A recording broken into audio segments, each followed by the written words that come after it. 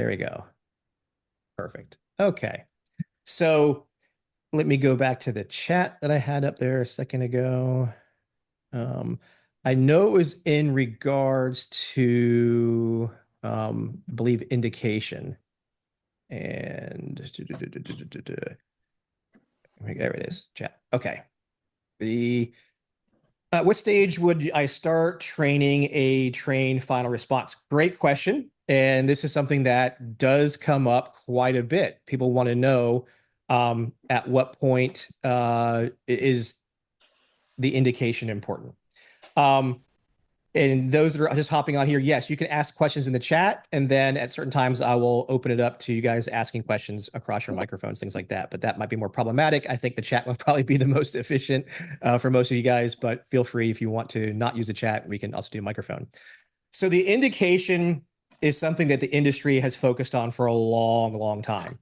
And when focusing on indication at the levels that we do, there's a lot of things we've missed out on.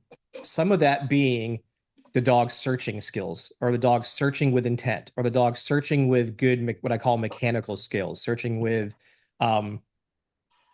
being efficient and with the right frequency of sniffing, for lack of a better term. Because what I need the dog to do is not just run around a space with its nose up, hoping to run into odor. I want it to have some decent purpose about how it searches. It doesn't have to be super detailed, but so we miss out on that. We miss out on sometimes the dog acknowledging odor in a unique way that it has not had before. And when that occurs, the dogs are like, hey, I think I smell what I'm looking for here. I don't know for sure that this is what it is, but it smells really similar. And while they're thinking about it and working it out, the handler recognizes this and says, my dog's doing something. And when the dog is doing that thing, the dog's still confused. It's not getting reinforcement. So then it walks off because the handler in their mind is going, ooh, I need that trained final response. I need you to do whatever it is, sit down, freeze, etc. And because the dog didn't do the trained final response, we've missed out on, to me, the most important thing, which is the odor aspect.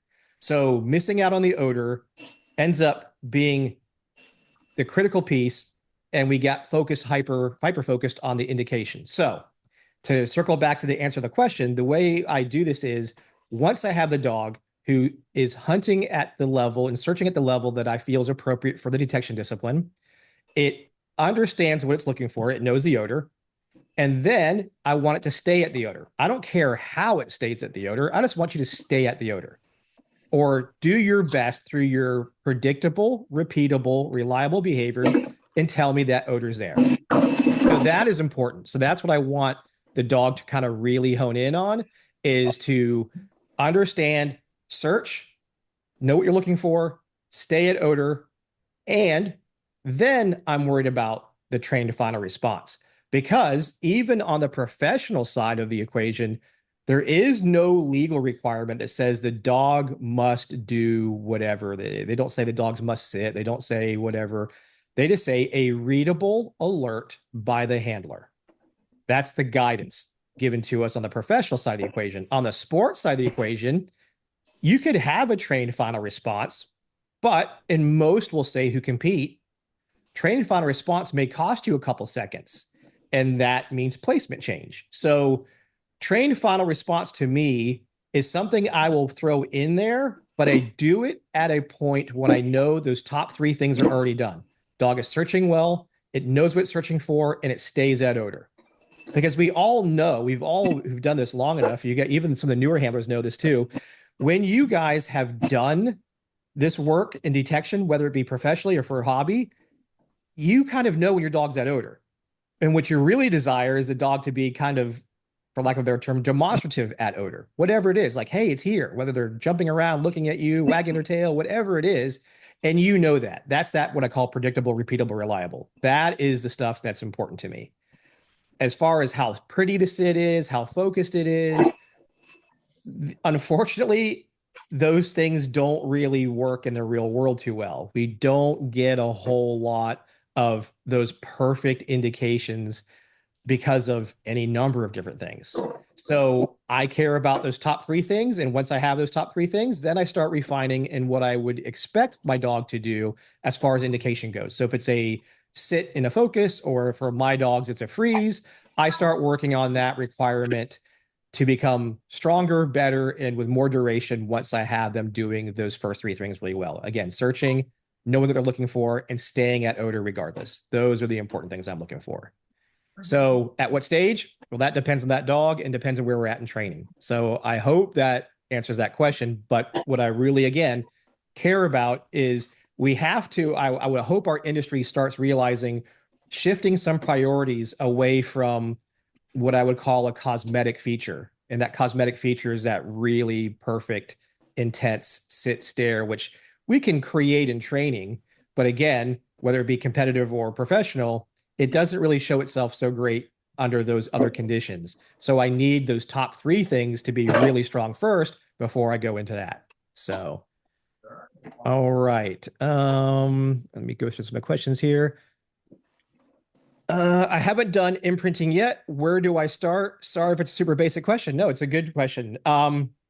So I just kind of, and what we share at Ford Canine is a system based on numbers. So we have step 0, which is all the things I'm going to use to kind of create the dog into detection, meaning I build up search technique there. I build up communication. My dog engages with me. I build up impulse control. I build up my marker system. All of those things are happening before I get to odor. So that way, when I do get to odor, it's pretty easy to do. Let's get some more people in the waiting room. Admit. Okay. So once I have the dog with those foundational pieces in place, then I'll sit there and go, okay, now let's get to odor. And that's what we call step 1. So under step 1 is where, and I've actually made a change probably in the past 4 or 5 months, even how I do our step 1 now. I used to just do one box only, get them good at one box. And what I started seeing doing that was the dogs were becoming what I would call more operant in nature. They're going to the box, offering a behavior. And it was kind of, to me, missing the mark of I wanted the dog to be taking in odor. I wanted the dog to be sniffing and to understand that there was a target odor, not just a box. And the dogs could get it, but what I failed to realize was I needed to introduce a compare contrast picture really quickly. So literally after maybe one session or just a few reps at one box, I introduced the second box very quickly. And then that's where discrimination starts happening. The dog goes, okay, this one box doesn't have a smell. This other box does have a smell. So that's where they start going, oh, there's a difference here. And then this is also in step 1 where I build that, know what you're looking for, and maintain whatever it is that I want you to do at that location, despite maybe things that I'm doing as a handler. Maybe I'm reaching in my pockets. Maybe I'm standing still. Maybe I'm moving around. I'm proofing all of those things at that stage. So once I've got the dog understanding the 2 boxes, it knows what it's looking for, it's very easy. I add the 3rd box. And that's kind of the progression plan that goes from there, because then we start moving what we call step 2, which goes into discrimination. We're adding distracting or proofing odors. We're also adding things like handler movements, lack of movements, other people, noises, environmental things. And then step 2, discrimination with all of these things happening and the dog understanding with multiple targets. This is the one I'm looking for. And the target odor is going to be changing. I'm going to change the volume of target odor. I'm going to go from a higher amount to a lower amount. I'm going to go to somebody else's training odor. That's the same chemical as mine, but somebody else's. These are things that I've learned even more recently, was to make that switch sooner. And I used to wait like a week or 2 before I would do another version of my training aid. I'd have my 5 grams or whatever it was. And then I would go into and go, okay, now I'm going to go to 10 grams or something like that. What I realized now is I need to make that change within a day or 2 after introducing the first version, which was highly important. So that was something I learned, which I didn't know right away that was important until I learned it by mistake. But Dr. Nathan Hall really enlightened me into, hey, if you want the dog to understand what they're looking for, and then that target could be confounded with other things or contaminated with other things, it's important to show them these other variables sooner than later. Because the longer we stay showing them the one thing or the one amount, the harder it is for a lot of dogs to adapt to a change of that. So that was a critical thing that I made a big change on. Same with, like I said, adding 2 boxes almost immediately because I wanted the dog to understand staying at odor. There's another change. I have a video coming out in the next week or two. I'm still kind of finishing up the editing on it. But many of us have seen the boxes. We all use the boxes or the wall that has a port on it, a single hole. And what I learned about dealing with that was, again, it was kind of operant in nature. The dogs would stick their nose in a hole, they may sniff it. But what I learned, especially when I stuck a microphone in the boxes, holy cow, did I learn the difference. So we had the typical box, like I said, with one hole. Well, we changed the lid and changed the type of box lid that had perforated, so like pegboard style top, or at least 9 to 10 holes in the top of the box. Smaller holes, but a lot of them. Sniffing went up dramatically, even to the point where, as many of you guys know, my trainer Natalie, she was debating like, I don't think we should change. I'm pretty happy with the system. So I said, okay, we were debating ourselves and we said, let's do it. So we put it down, we filmed it, and she was like, okay, I see your point. They do actually, check that a whole lot more. So that's my main goal, is to start adding things that will help us, get the dog to sniff more. And that's a change that I'm doing more myself, is being adaptable, seeing things that actually work and things that may not have worked as good as they could work now. So that's some changes I'm doing. And that's how we're starting odor and the process we go to it. Again, it's fairly detailed. There's going to be step 0 is already on the website. Step 1 and step 2 are coming out in the next week or two as well. So actually say probably next couple weeks. My goal is to get it out before Christmas. Those who do editing, it's a pain. So, but in short, there's a lot of ways to start odor. I'm just sharing you the way that I do it. And I'm adaptable too. I used to be heavily on the delayed conditioning model. I wanted to only use delayed conditioning model because I had used simultaneous conditioning for years, and it works. I liked it enough, but I also saw fallout from it. And I thought, could there be another way? And when I learned the delayed conditioning model, I was all in. As many of you guys know, I shared that technique and that methodology for quite some time. But I also knew, in having conversations with Michael Ellis, I was like, you know what?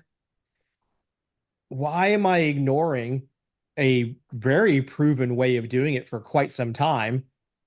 But maybe I could make a change to simultaneous conditioning that reduces those fallout issues I was having problems with. Again, like the licking we talked about, the biting or playing with items, or active behavior at source, things of that nature that kind of comes from a lot of simultaneous conditioning, or the overshadowing of the reward item to the odor was the other things I would see.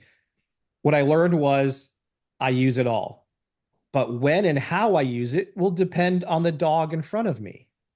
So I'm not limited to one system or another. I'm limited to what that dog I want to train needs.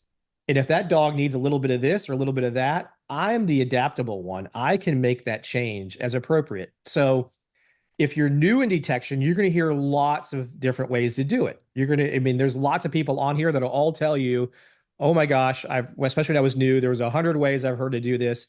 And it's not always easy to figure out what is relevant. And then we have the human aspect of camping up. You're either this side or the other side. And when we do that, that becomes a problem in itself. So we want to be focused on that dog, and to me as a trainer, the handler as well, and what methodology accomplishes the end result. That's the most important thing I care about, is can the dog do the thing I want it to do? And does it do it proficiently? That's critical. So that's my goal. There's lots of different ways to do it. You'll hear different ways, and all of them could be relevant. So don't worry about it. Try some things. My new saying that I share all the time in all of our stuff now is, as trainers and handlers, it's okay to fuck around and find out. It's okay to test some stuff out. It's okay to try things. Many of us do it anyway, but I want you to feel it's okay to do that. I want you to know that, you know what, you're not going to break your dog if you do something a few times. If you do it too much, then that can become a problem. But don't fear or don't let fear dictate what you do.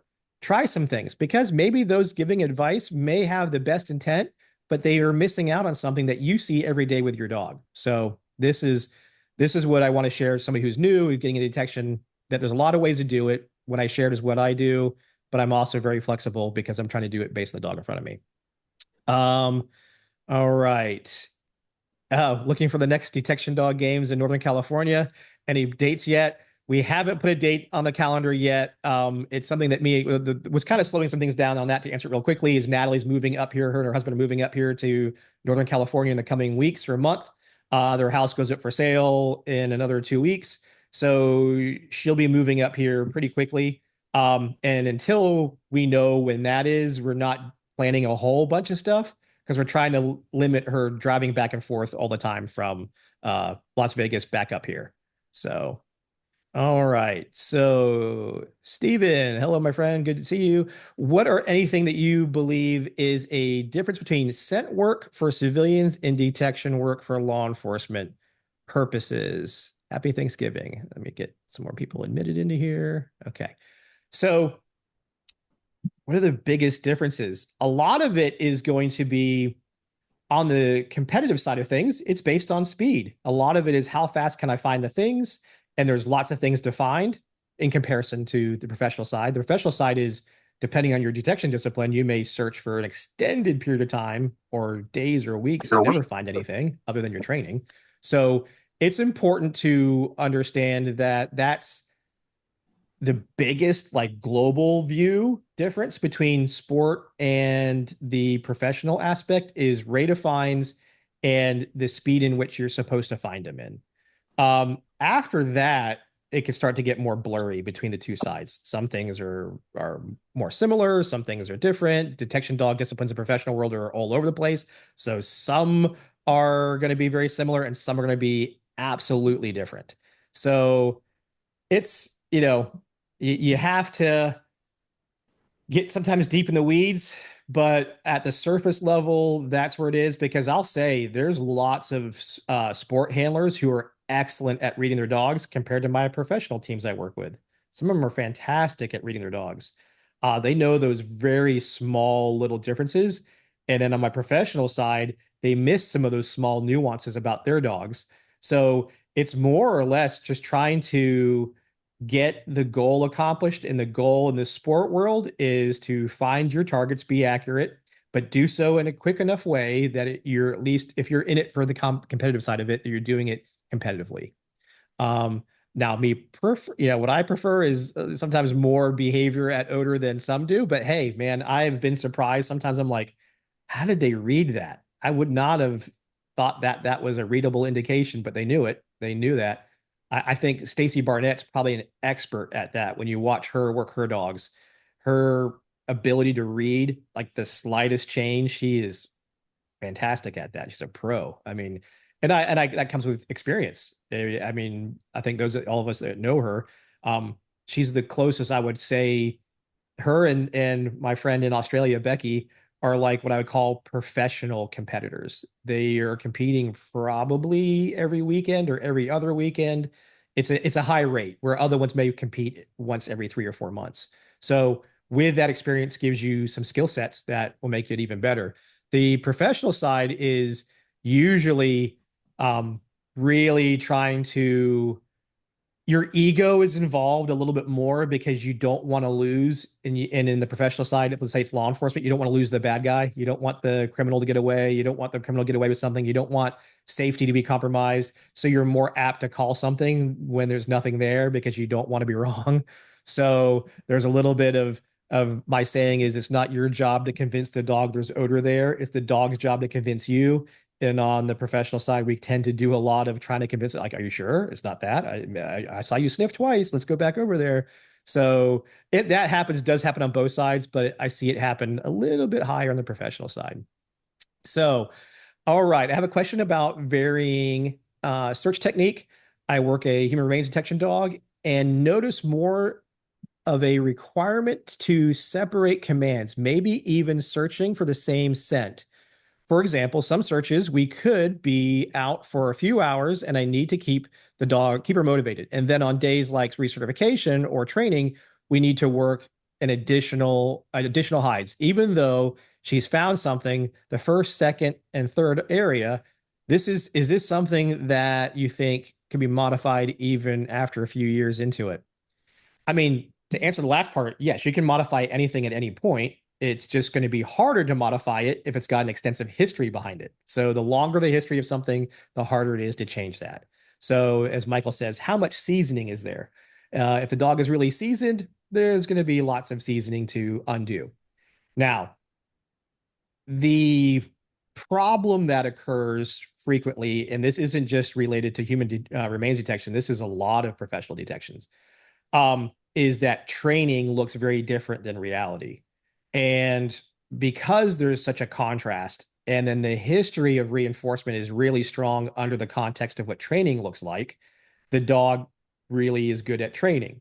And then when we throw them into a real type search scenario or real deployment, you see some things that aren't connecting like they did in training. One of those is going to be search duration.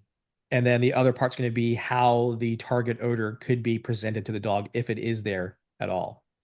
And one of those things I harp on a lot when I go and do my seminars is that we have to be better about making sure the training world looks a lot like the reality that we expect to work in. Now, the first step I do to get that better is that many of you may have seen the cheat code that I shared on social media. And that cheat code is built through training. The dogs have gone through training, and that cheat code has existed. And they have a big history of this cheat code that exists. And because of that, there are a number of things besides odor that they're paying attention to. And all of a sudden, when you go to the real search, those things aren't there. That's another thing, back to Steven's question, where the sport world is different than the professional world, is the cheat code actually, in most cases, works to your advantage in the sport world to a certain degree. There is a fallout when one dog falses on something. Every other dog shows a lot of interest on that. And dogs who train together show more interest to other dogs they know. So if dog number 5 trains with dog number 10, when dog number 10 gets there, it's like, ooh, I know who dog number 5 was. And they pay heavy attention. And the handler's like, is it on something? Is it not on something? So that's where the cheat code in sport would kind of still be a problem. So for those who don't know the cheat code, the short version is when we place a target odor out, it's the odor that doesn't belong in the space. So the room I'm in right now has a smell in it. When I put a training aid out, that's the only thing that smells different than anything else in this room. It doesn't belong here. It takes a little while to kind of equalize to the room and all the various conditions that exist. Second part is who put it out? Well, it's usually somebody the dog probably knows because it's either your trainer, could be you, could be a friend of yours, could be a family member. Any number of those things are where the dog goes, oh, I know that, to include rubber gloves. So the dog says, okay, doesn't belong here. Ooh, there's a piece I know, human or an item. The rubber gloves or the handler, a human or a trainer, etc. Third part is, as soon as the first dog goes, that dog uses the other dog's smell to help figure out, ooh, there's something relevant here. The fourth thing is handler behavior. As soon as the handlers see their dogs do something, what do we all do? I got to get ready. Got to get my toy out. Got to get my food ready. Whatever it is, we start doing something, whether it be maybe walking behind the dog to get ready to reward, maybe presenting something, whatever it is, we do something. And your dogs know you better than anything else. So they know your predictive movements. And because, again, your training has a history to it, the dog has seen that thing over and over and over again. So it's like, hey, I know what that potentially means. That's predictable to I'm getting reinforcement, even though it may not be. And then number 5 is going to be what I call time to find. Now, this is going to be somewhat detection dog discipline related, but in most cases, even the professional side, the time to the first find when you do records reviews like I've done is under a minute and 30 seconds, where in reality, they could be required to search for 30 minutes or more and not find anything. So When you add all those things up, you put those 5 things together, number 6 happens to be odor. Finally, in that equation is odor. And what can I do in my training to reduce those cheat codes? Well, the first thing I can do is, hey, I'm going to place other novel things in the environment, not just a training odor. I'm going to put a training odor out, but I'm also going to put some other things that also don't belong. And these would be what we call distracting or proofing items. Second thing I'm going to do is, hopefully, if I can, maybe have somebody totally different put the odor out for me.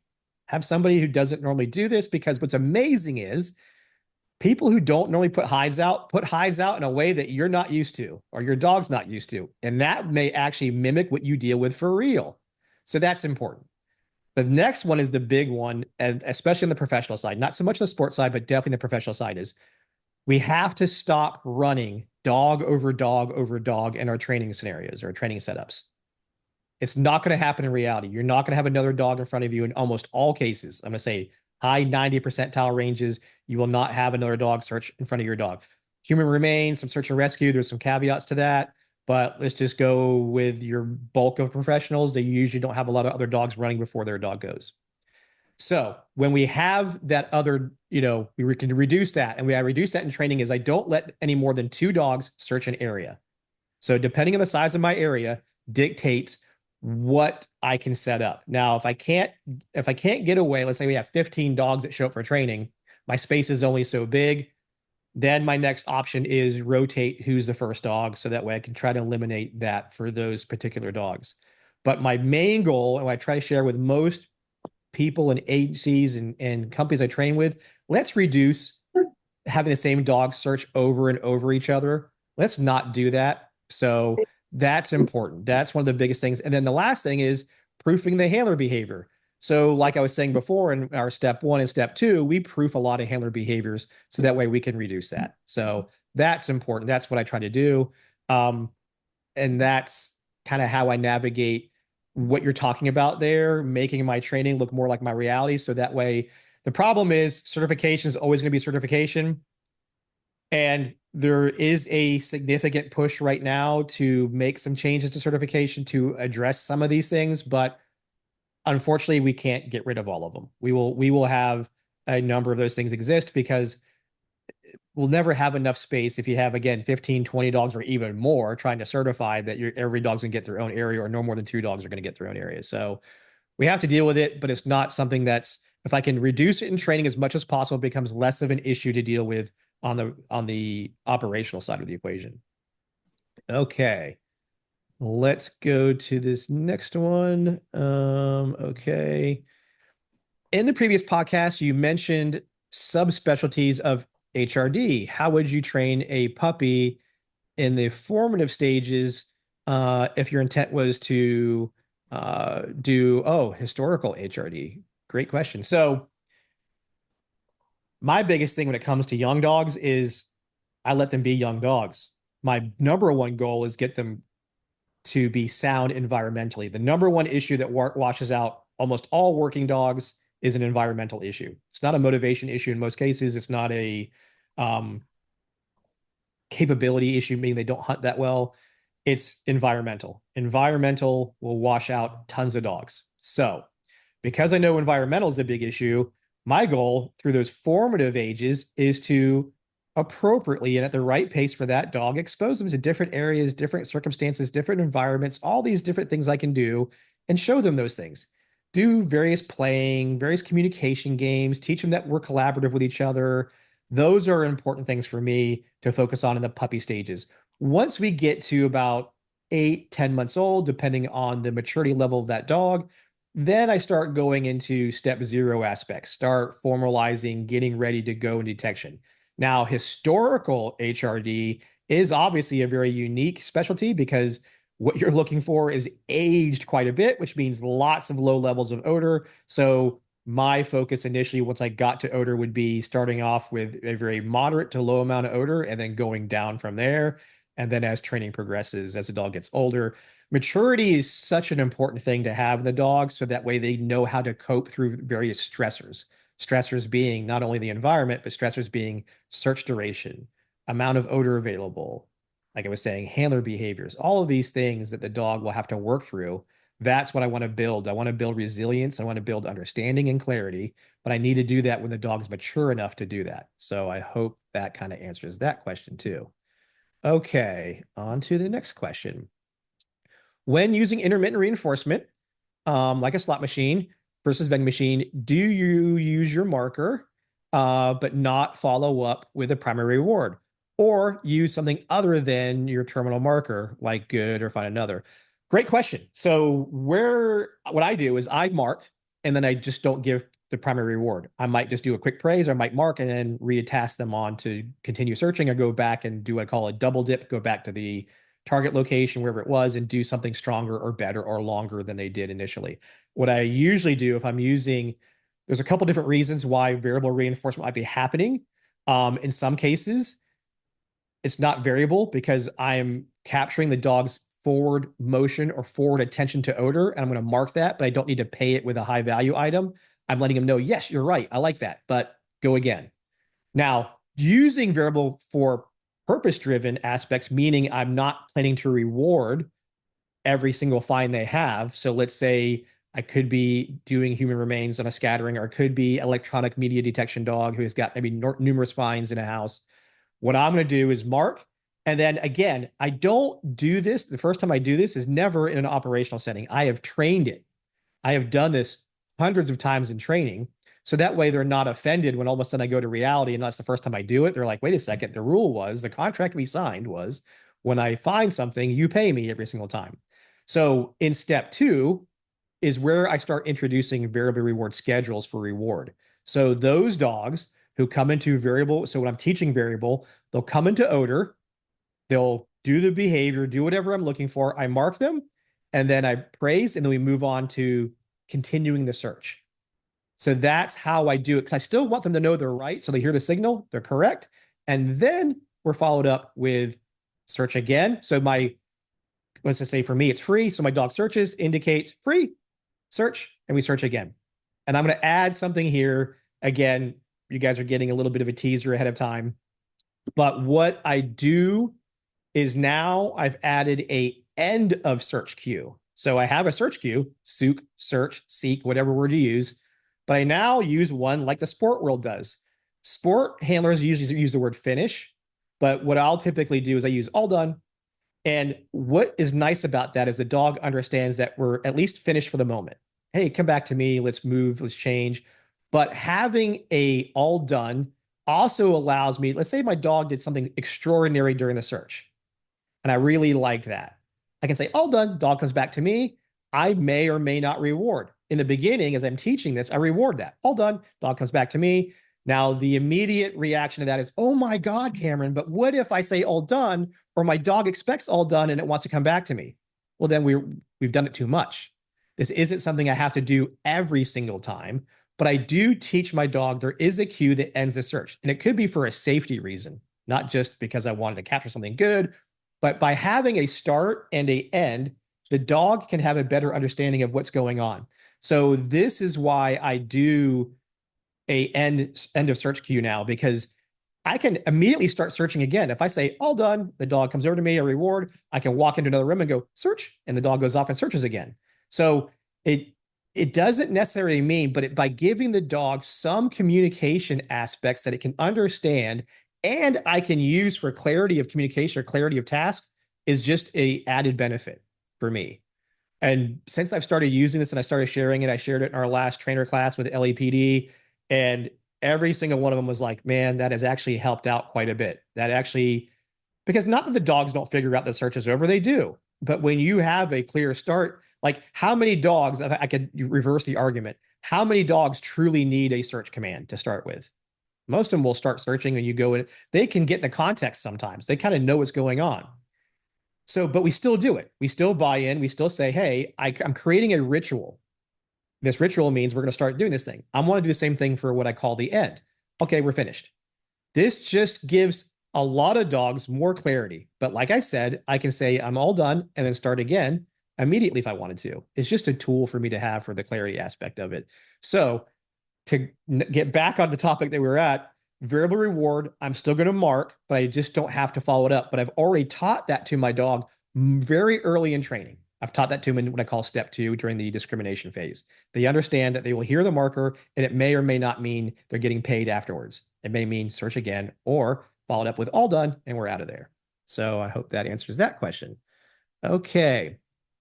Next question is, when the dog is working a job, for example, let's say 3+ hours, do you withhold feeding until after the search, or does the dog not get feeding as a result in decline in the dog's energy? How would you feel about the dogs or feed the dogs in the day when they are working? This is going to be very dog dependent. My dog needs to be, if I'm doing a long search like you're talking about, it needs to have the energy to do it. Now, if you're a food reward dog, then you might have some considerations to deal with that you're talking about there. But what we really want to do is have the dog at its optimal performance level. And whatever that is for that dog is what should be met. And the appropriate feeding should be done for that. And if it's a dog who is food reward, then I make sure I ration accordingly. And maybe I'm giving a different food item if they're not making that many finds, etc. But that's kind of how I would navigate that. Peak performance first, and then doing what's sound after that. All right. What is a good technique to get to do the dog to calm down prior to the search? Our one lab loves tracking and agility, but gets worked up at the start of the search. Takes 10 to 15 minutes. Yeah. So we had a dog years and years and years ago that was very similar to this. And what we had to do was, the way we navigated that was we kind of put the dog on search long before we actually got to the actual search area. And for that dog, it started helping them calm down. But we had to go to someplace else and go walk this dog around and make it think it was searching and then move into the actual search area once we were doing that. That works. The other way I like to do it is, sometimes what has happened is there is some type of ritual or habituation the dog has picked up on that tells them, holy crap, this is what we're going to go do. And that anticipation really gets them super excited. So then they go crazy to go do that thing. So what we have to do is potentially remove that cue, whatever that is. So whatever it's like at the start line, changing the lead, whatever it is. Sometimes as soon as the dog gets out of the car, we're in that mode and I just walk right into the search area. I don't stop. I don't change anything. We just go right into searching. And that reduces the anticipatory behaviors because of the predictable cue that they were using to tell them this was going to happen next. And they were super excited to go do that. So my first thing is try to figure out if there is some type of signal that they're using to figure out what's going to happen next. Try to remove that as best you can and go right into the search area and do that. If you can't, because you have, say you're a sport and you have to be at the start line or things like that, your goal is to teach calmness at that start line. Sometimes it's going to be go to the start line, set up, walk away. Go to the start line, set up, walk away. This is going to depend. Some dogs that might make them more frustrated. Other dogs that might work perfectly fine.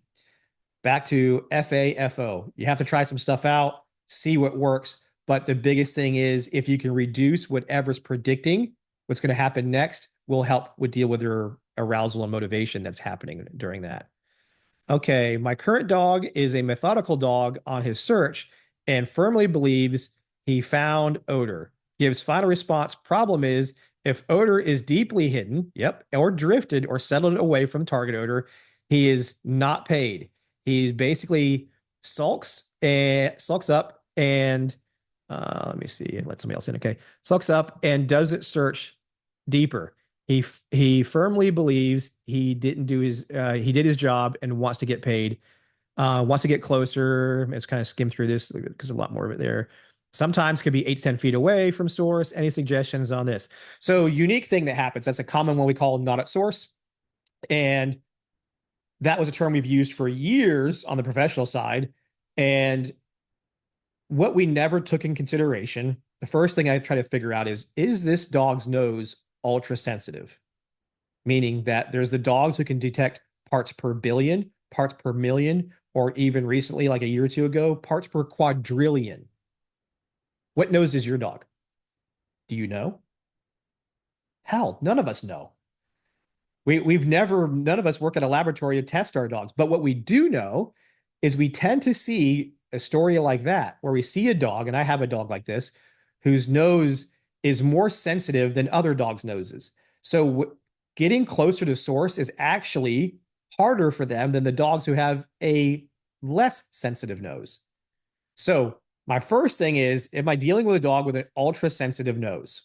Second thing is, if I'm dealing with a dog with an ultra sensitive nose, I may have to make some modifications and change some things to communicate to them what I'm looking for. Now, how do we go about doing that? If I have a dog who's consistently, or various reasons, alerting further away because you've set it up inaccessible in some way, deep or high, what happens is, what's that dog's history? If I looked at your notes or your training logs, how much history do you have of hiding the odor this far away from surface, as opposed to hiding it that far from surface? So if your dog's history is it's very frequently right here, it's saying to itself, I don't know how to be right. The only thing I can do is I can tell you it's over here. Another phenomenon that we have to consider sometimes is, depending on the chemical that we're looking for, the strongest amount of odor is going to be not at the substance.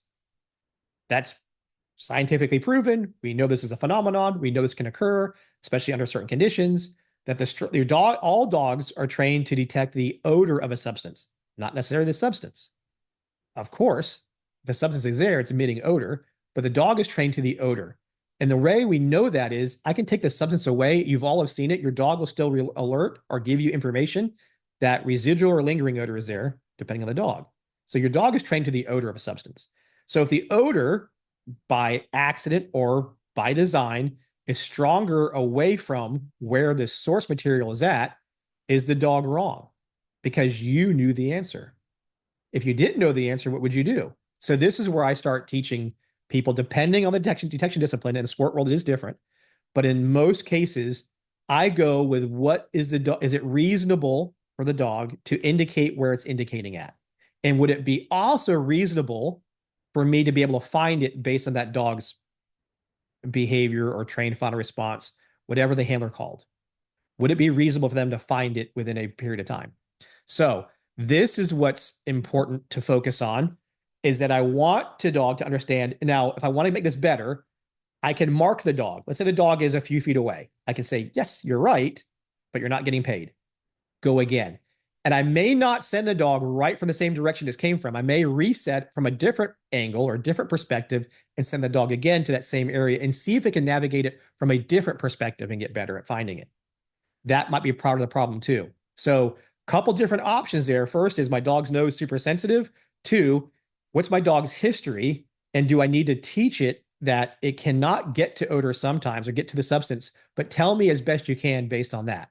So this is important for us to do. So again, without seeing some of these things, I'm giving you best educated guesses through lots of history dealing with dogs who have similar issues. But that's probably how I would go about this, is I'm going to tell them, you're right, but you're not getting reinforced until you go closer. If I ignore the dog, what does ignoring them look like? Ignoring them looks like they could be paying attention to a non-target odor. So ignoring them, or waiting them out, I should say, waiting them out may not be to the dog understanding what you think it's understanding. It may look at it and go, oh, I guess I'm wrong.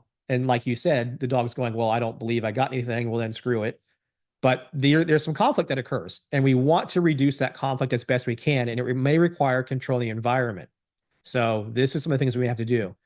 All right. Regarding generalization of odors, specifically wildlife, this is a tough one. Do you have any information regarding anything that says dogs can and will, where we go, can and will tell the difference between a specific species, or would they most likely alert on all fish? Actually, they very much can tell the difference between species, even within fish, which I was amazed at when I learned this, was they can smell the difference between the roe, the eggs of certain fishes, of certain fish. So there are certain eggs of fish that aren't allowed to be harvested, and they have wildlife dogs who only will indicate to that type of roe as opposed to other types, even within the same trout species, which I found utterly amazing. So now, does it mean they're perfect? Absolutely not. Is there any perfect dog? Of course, mine is perfect, but no, joking. There's no perfect dog. There's no perfect handler. So we have to understand there's capabilities and limitations. And it is amazing that the dogs can differentiate between even variations within a species. What it is, that's where the science world can come in and start telling you maybe there's this chemical we're noticing. But a lot of times when I've talked to a lot of agricultural detection dogs or bio screening dogs, a lot of them don't have that scientific information or science hasn't even looked into those things yet. So they're going off of their best guesses based on training.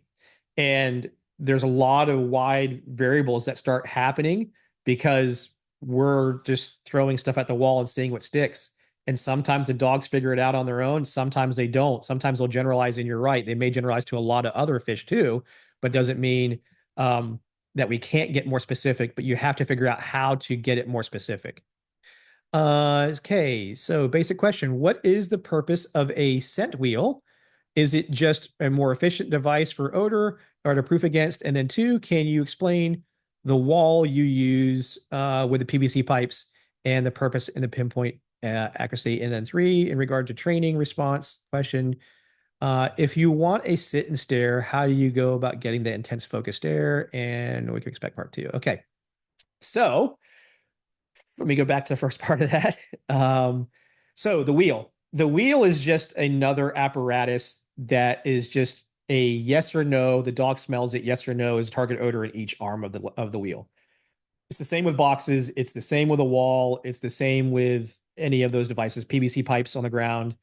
It's just another apparatus that we can use. And having a variety of apparatuses is really important because what happens is dogs will get really focused to an apparatus or a container and say, ooh, this container is really relevant because there's lots of history to finding something here.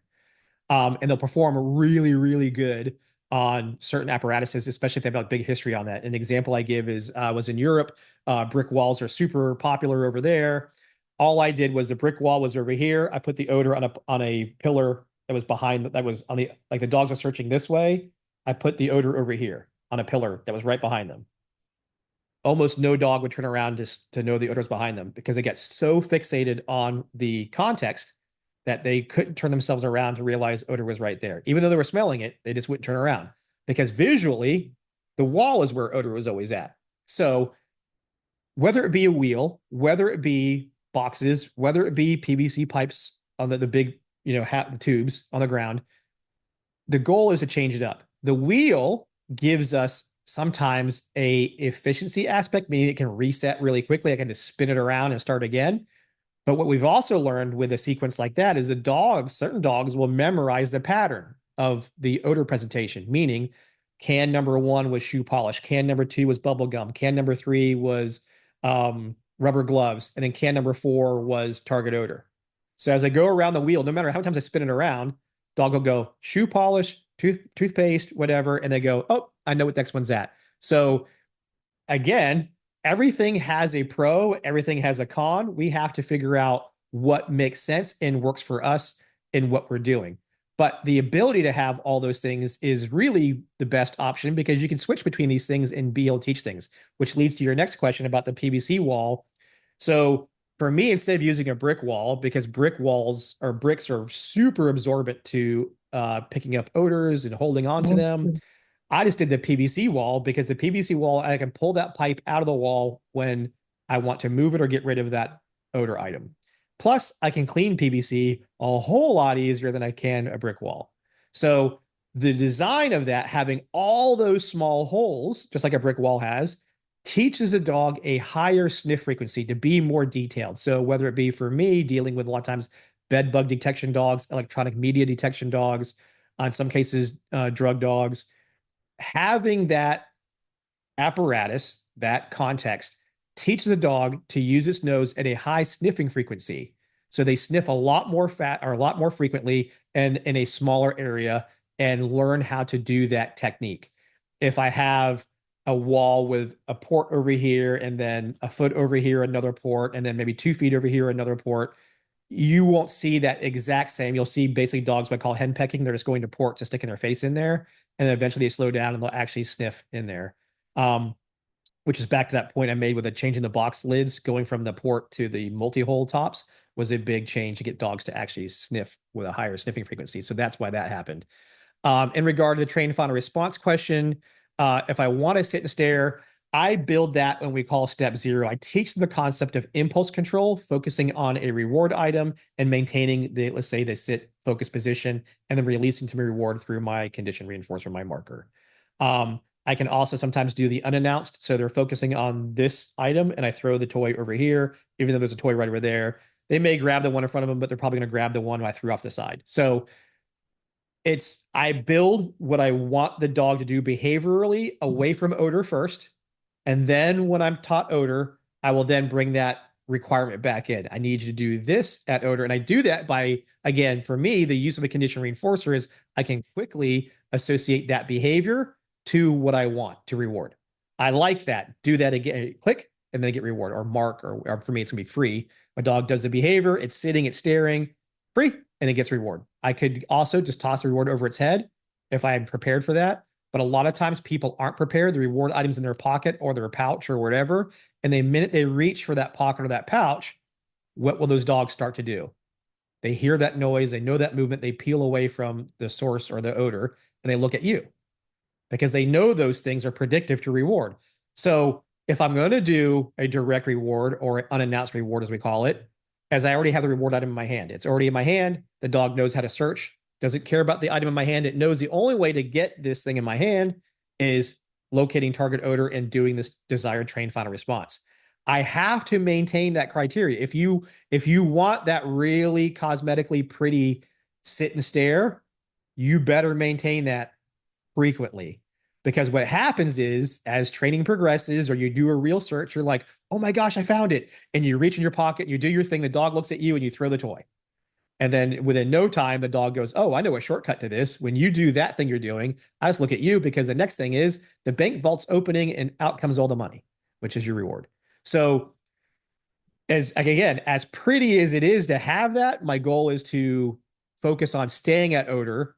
I don't care if you're looking at the odor or looking, I just want you to stay there. So that way I know that's where it's at. I can require a indication, but I have to be very diligent about maintaining that, because soon as if you start marking or paying them on their little head pivot a little bit, then it turns into pivot more. Then it turns into turning all the way around. And then that's what starts happening. It degrades, and it starts degrading before you know it, because you've been rewarding on their first initial changes of position. And when can we expect part 2 of the contact healing? Forrest will be here in a couple weeks. We've been debating about it because, unfortunately, it hasn't been something that people have been really into purchasing. So we're going to figure it out. We've had some discussions, but it'll probably be, if we do it, it'll be coming out probably in the spring, because we have to get through some holidays and then try to get it filmed and then edited and put out. So if it is something that's growing and Forrest is into it, then we'll definitely do it. If it's kind of where it's been landing, where it's not super popular, the juice may not be worth a squeeze on that one. But you can always reach out to Forrest because he's got lots of information on how to do that. So if we don't do one, he's got tons of information and he's always glad to help out with that. How old would you start a puppy in training odor recognition? And so, like I said, in most cases, I don't start any kind of odor work until the dog is 8 to 10 months old. I've gotten past the fear periods. I've gotten the dog older, more mature. It handles this stuff much better. What is a good technique to get a dog to calm down prior to the search, which we covered that one. Let me go a little bit further. Go down a little bit more. Okay, for the drug dog, I watched your webinar on the vehicle searches by approaching from the side, not from the front or the rear. Do you consider wind direction on the search in this method? By the way, Halo is finding the bed bugs. Good. So I do not consider wind direction, only because on the side of the roadway or dealing with cars, wind is constantly changing. So it could be going one way on one side of the car and totally another way on the other side of the car. My goal is to get the dog to search the car. And it's a post I think I kind of shared a little bit today. Sometimes we get really focused on some technical things. What temperature is it outside, and which way is the wind blowing? And these things are helpful. But if the dog isn't search effectively and I can't read my dog, all the other stuff doesn't even mean a hill of beans at that point. I need to be able to make sure my dog is working, it's searching with purpose and efficiently, and then I can read what's telling me. The wind direction in certain circumstances is really relevant and important to me. Usually those are open areas, outdoor, where I may have a field or something. So HR, human, and search and rescue, some tracking things. I'm very cognizant of the wind, and I try to use the wind to my advantage. But believe it or not, Border Patrol, who searches vehicles all day long, actually, when they can, prefer the wind at their back, not coming at them, because when the wind is at their back, as a pass odor, the dog will cut back into, which becomes very easy to read. But like they'll tell you, it never works perfectly. The wind is constantly moving and changing, especially when doing vehicles. It's very, very difficult. Okay, residual odor question. Our trainer moves hides around, sport around the room, and they are sent to search about 5 minutes later.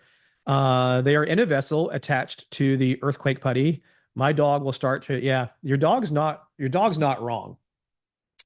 This is sounds like a limitation on the search area, what you guys have to work with. So by not having enough space to move hides to an area, you are probably going to keep getting that. And your dog's not wrong. What your dog's going to start trying to figure out is what's the difference? Why am I not getting rewarded now when I previously got rewarded here? And I can still smell it here to at least a certain level. And then over here, I'm getting rewarded and there's odor here. So it's unintentional confusion for some dogs. Your goal is to always advocate for your dog and then do what's most sound. And maybe the best answer is you're doing the first session, but maybe not the follow-on session where they move to another location with the risk of the fallout of the dog being more confused or dealing with being going to odor, but being not correct. Because people are like, well, the odor it's less odor than over here. I guarantee if you're dog number 35 on a trial, you might have less odor than dog number 5 did. So I don't want my dog to start going, oh, this lower amount of odor is irrelevant because it could be relevant in other circumstances. Odor is odor. I want my dog to understand if there's odor there, I want you to tell me. So it says, I mentioned, next question is, I mentioned steps 0 and 1, etc. Could you elaborate and define the differentiate? Step 0 is everything I'm building before I get to odor. So like I was saying, behavioral, communication, play, mechanics, search technique, before I even get to odor. I'm teaching those things. Step 1 is introduction of odor. That's going, hey, this odor is relevant to you, and it gets you reinforcement. In there is, like I said, I have 2 boxes, so they have to discriminate. There's 1 box empty, 1 box hot. Step 2 is full-on discrimination, which means typically a wheel, a wall, set of 5, 6, 7 boxes, whatever it is, pipes, etc. And there's going to be distracting odors in there, proofing odors in there, blank runs, meaning there's no odor in the lineup whatsoever, and variable reinforcement. I teach all of those in step 2. Once we're done with step 2, we go to step 3, which is now hides in the normal environment. And I start off small, meaning like it's a very small environment, not very big, not very many objects. And then it gets bigger and bigger. And how the hides are put out start changing. Some are going to be not at the surface anymore. We're going to have some level of inaccessibility. We're going to have, this is where I start teaching the dog. When I say search, you're probably going to find something right away. Not all the time, but you probably will. And because I build in that probability, when I say search, they start searching immediately because they expect they could find something right away, which means they're not, when I say search, dragging me in the room and just running all over the place, hoping to find something. For a lot of the work I do, even with sport dogs, when I say search, I want you to search right there where we're at and start moving forward from there. Not just, oh, open doorway means go, or there's 2 cones here, or I said search and we're just going to run. And on that podcast that I just did recently, we talked about that. In the police dog, bite dog world, when they have to search a building looking for somebody hiding in a building, they do the same thing. They'll keep putting the guy or the decoy further in the building. It's usually room number 8, 9, whatever. They hardly ever put anybody in the front of the building in room number 1. Why? It's so boring. My dog starts going and we find it right away. That's not fun. I want to see my dog search. And then all of a sudden there's this history of this searching all the time, way deeper, and there's no value at the start. So I see it all the time, all over the world. Same problem is there's very little value at the start of the search. So what I do in step 3 is I constantly am creating value at the start of the search, even to a finished dog. All the time, I would say about 30% of my finds are going to be at the start of the search because I want the dog bought in that when I say search, start searching immediately. You could find something. You don't, keep searching. And we may find something, we may not. So that's kind of how, and then there is no real step four. Step four is what I would call problem solving, where we start going through different things. But that's the steps 1, 2, 3. They're on our website. You guys can go find them there, through all our different lectures and lesson plans and things like that. But the actual videos from our trainer course, like we have step 0 is online right now. Step 1 and step 2 and step 3 will be released here really soon. Those are already filmed. I'm just going through the fun part of editing and putting it all together so it makes sense to you guys who weren't in the classroom doing it. Okay, my dog has started biting bags. We search luggage, and as she alerts, I don't want to correct her because it could screw her up. So how can we correct that? And because there's a couple of things happening. A lot of dogs that are aggress on packages or bags or containers comes from their anticipation or excitement because they found the thing, and or the container moves.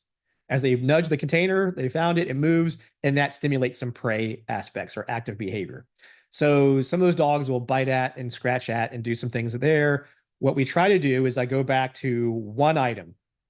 Dog goes up, it must sniff, do whatever behavior. What I'm going to do first is, as soon as they sniff it, I'm going to mark and pay them. I'm going to beat them to their behavior of the active behavior I don't want.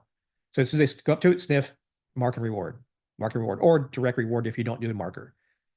And what I start doing is I can even have that item there. They have to, if they go to scratch it, nothing happens. They do something else. If they go to scratch, you can make corrections if you know what you're correcting for, and the dog knows what's being corrected for. Correction can just be simply, I'm ignoring you. Negative reinforcement. Sorry, negative punishment. I'm not giving you anything. That didn't work.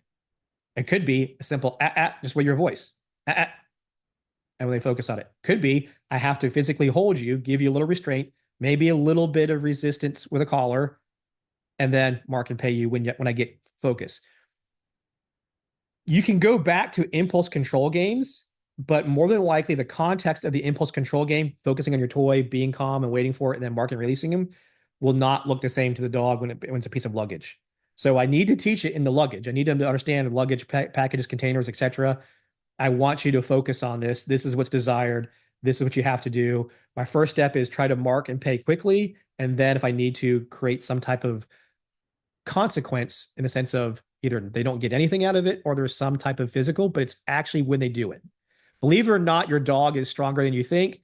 And though you may fear, well, and you've probably heard, oh, if you correct them while they're doing that, they'll probably think you're getting correcting for searching. Maybe. It's as equal as saying you're correcting them for scratching. But because they have such a history of searching and finding things, that 1 or 2 corrections they're going to figure out is relation to the behavior in most cases. If you realize it's not, you have to make an adjustment. This is where, again, as trainers and handlers, FAFO, you have to fuck around and find out. You have to try some stuff. You have to see what you can do and get through that and figure out the answer. Because there isn't, as much as we all want a crystal clear or I can shake my little crystal ball here and give you an answer. Sometimes I'm going to say, try some stuff, see what works. Don't be afraid. If you see a fallout, address why the fallout occurred and try to avoid that if you can. That's the bigger part we want to do. Let's see, scroll down some more. If the dog used a moderate amount of scent, would the dog be the best way to slow them down to find smaller amounts? So you want to work off, if you're going to look for small amounts of odor, start with low or moderate and work your way down.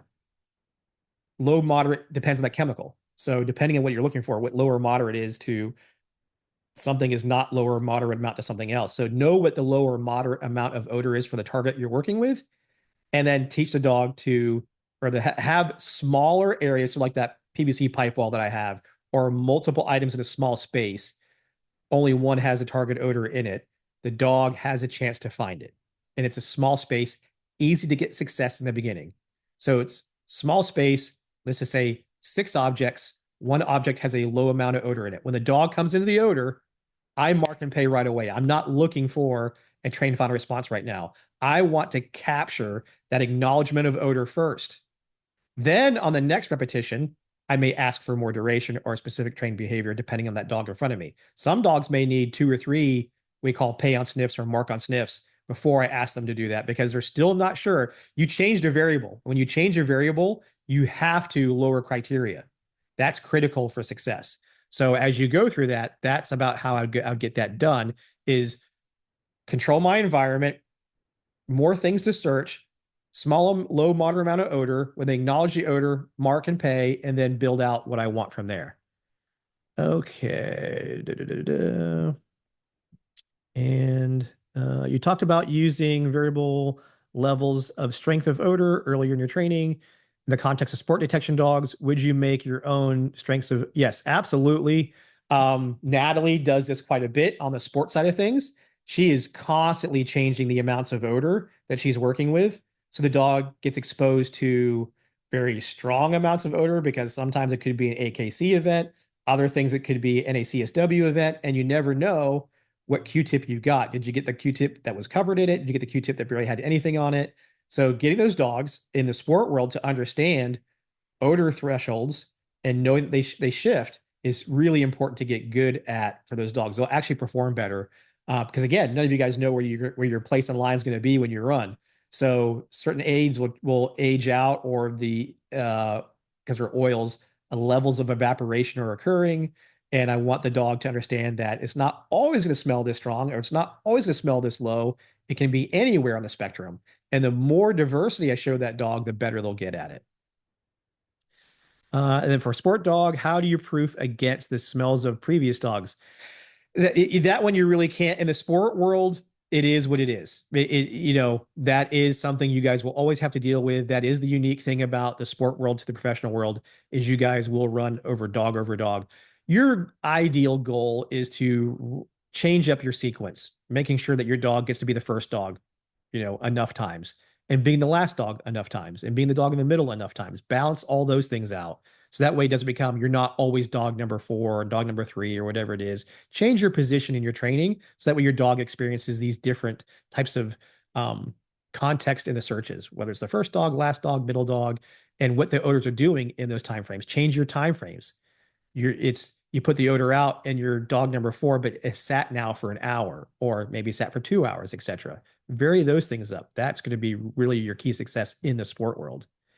Dogs go to source and then gives some type of change or indication at source, but leaves.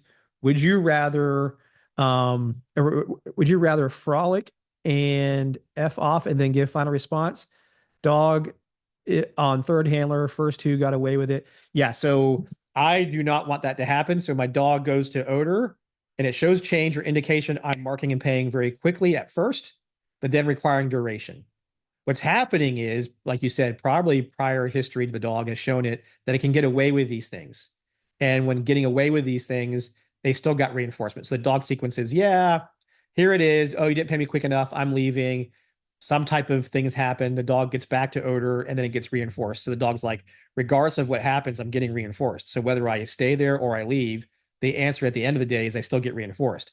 So my thing is to correct that. As the dog leaves odor, you're put up. And as you're getting put up, I'm gonna have somebody else bounce a ball or act like I'm hiding it where the odor was. I'm gonna put the dog away, create some frustration, say, sorry, you missed out. Use some negative punishment there. And then I may come at it later, or I may not come at it until the next day we do training. You're not gonna hurt the dog's feelings. The dog's not gonna go, oh man, I was gonna go alert, but you put me up. So you know what? Next time I'm not gonna search. You already selected a pretty strong dog to begin with. It's just its rules got away with things. It got away with getting away, to be allowed to do these other things. So now we're going to change that up and say there's consequences to these things. But my first option is to try to mark and pay them quickly, require duration. Duration is not a linear thing. I don't go 2 seconds, 4 seconds, 6 seconds, 8 seconds. I go 2 seconds, 1 second, 3 seconds, 1 second, 4 seconds, 2 seconds. It's constantly going up and down. The dog can't predict what the time frame is going to be, but it knows if I do this, if I stay here, I will get reinforcement. If I leave it, I may not get reinforcement. And that's going to help be one of the bigger keys to success. Unless there's some other options going on or some other things going on, that's generally going to be your culprit and where you can address a lot of things there. So I hope that answers that question. And that's all the questions. and this worked out perfect. I wanted to spend about an hour with all you guys. I may do another one of these because this got a lot of good responses. We got a lot of emails and messages on the social media. So if you guys got stuff, you can always send questions to our website. We have a little question portal there. Send questions there. We do those once a month. We hop online. Our members get to see those. We do those questions and answer sessions. But if you guys want to do that, please do that as well. I sometimes share clips from those sessions in little typical social media things nowadays, 1 minute, 2 minute things. So some questions will still get seen by everybody else, even if you're not a member. But we may do this more often. We'll let you guys know there's going to be a webinar coming up with Stu Phillips from the UK. He's also coming to the United States in January. I'm doing seminars down in LA with him, but we're going to do a special webinar on December 11th. I'm going to send the topic and details of that webinar in the next couple of days. He's sending that over to me and we'll get it out to you guys. So that's coming up. And then again, that's that seminar in January. And then there's only 2 spots left for our trainer class in February. So look forward to seeing you guys more online. Please interact, send questions. Myself and Natalie are happy to do these, and we love engaging. And sometimes we create stuff separately that will be an answer to a question we receive from all of you guys. But if you guys like this format, please shoot me an email, social media message saying you guys like this, and we'll start incorporating some of these a little bit more often. Thank you guys very much.